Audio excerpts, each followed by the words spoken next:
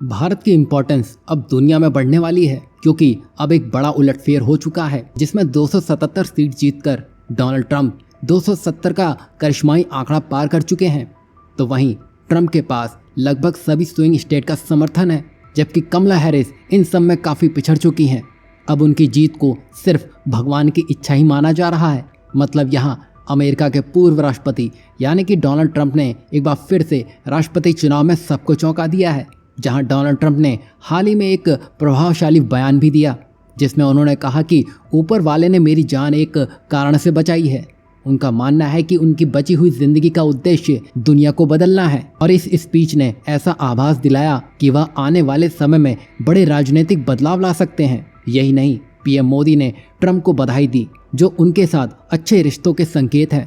तो वहीं प्रधानमंत्री बेंजामिन नेतन्याहू ने भी डोनाल्ड ट्रंप को बधाई देते हुए कहा, इतिहास की सबसे बड़ी वापसी पर शुभकामनाएं। व्हाइट हाउस में आपकी वापसी अमेरिका के लिए नई शुरुआत है। बता दें कि यहाँ डोनाल्ड ट्रंप ने साफ कहा है कि वो भविष्य में युद्धों को टालने की कोशिश करेंगे और चल रहे संघर्ष को समाप्त करने की दिशा में काम करेंगे। और उनके यहाँ ये कहने का मतलब साफ है कि अब अमेरिका किसी युद्ध में घुसेगा भी नहीं, ना ही किसी के पचड़े में टांग अड़ाएगा। मतलब यहाँ डोनाल्ड ट्रंप का ध्यान अमेरिकी अर्थव्यवस्था को मजबूत करने और टैक्स में छूट देने पर होगा, जिसमें अमेरिकी जनता को राहत मिल सकती है। बता दें कि उनका ये कदम न केवल अमेरिका बल्कि भारत और अन्य देशों के लिए भी फायदेमंद साबित हो सकता है, क्योंकि उससे व्यापारिक रिश्ते बढ़ सकते हैं। और हाल ही में जब भारत के विदेश मंत्री डॉक्टर एस जयशंकर ऑस्ट्रेलियाई यात्रा पर थे, तब उन्होंने कहा था कि अन्य देशों को अपनी सुरक्षा के लिए अधिक आत्मनिर्भर होना होगा, क्योंकि अमेरिका दुनिया से अलग थलग रहने की कोशिश करेगा।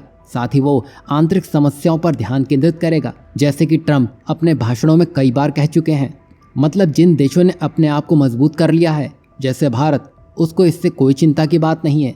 चिंता की बात उनके लिए है जो ये सोच रहे हैं कि हमारी लड़ाई अमेरिका लड़ेगा। मतलब यहाँ इससे नेटो के देशों को सोच में डाल दिया है, क्योंकि यहाँ की जियोपॉलिटिक्स ने एक सबसे बड़ा यू टर्न मान लिया है।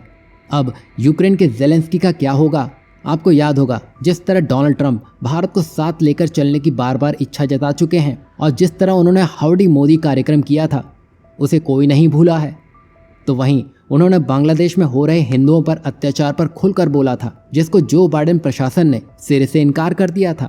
अब ट्रंप ने राष्ट्रपति बनने पर हिंदुओं के मुद्दे पर खुलकर बोलने का फैसला किया है। लोगों को विश्वास है कि बांग्लादेश में हिंदुओं के खिलाफ हो रही हिंसा पर अब सरकार को दबाव महसूस होगा। वहीं ट्रंप के आने से पुन्नू जो अब तक इतना उछलता हुआ आया था, उस पर अब लगाम लगाई जा सकेगी। खास बात तो ये देखिए, कनाडा के जस्टिन ट्रूडो जो बाइडेन के पास जाकर अपना रोना रोया करते थे, अब उनको वो कंधे नहीं मिल पाएंगे, क्योंकि अब जो बाइडेन अलविदा कह चुके हैं। मतलब अब जस्टिन ट्रूडो को अमेरिका से कोई सहारा मिलने की उम्मीद नहीं है।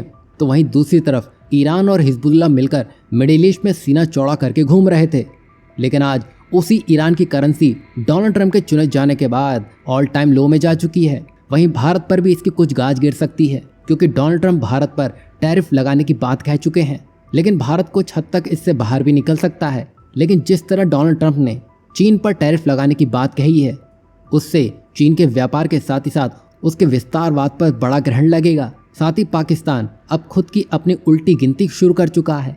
कुल मिलाकर भारत के लिए बैलेंस सिचुएशन है, लेकिन कमला हैरिस जो बार बार ये कहने में लगी थी कि मैं भारत की बेटी हूँ, मैं हिंदू हूँ, वो सब धरा का धरा रह गया है। अब अमेरिकी लोग प्रैक्टिकल हो चुके हैं, उन्हें रिजल्ट चाहिए, ना कि वादे।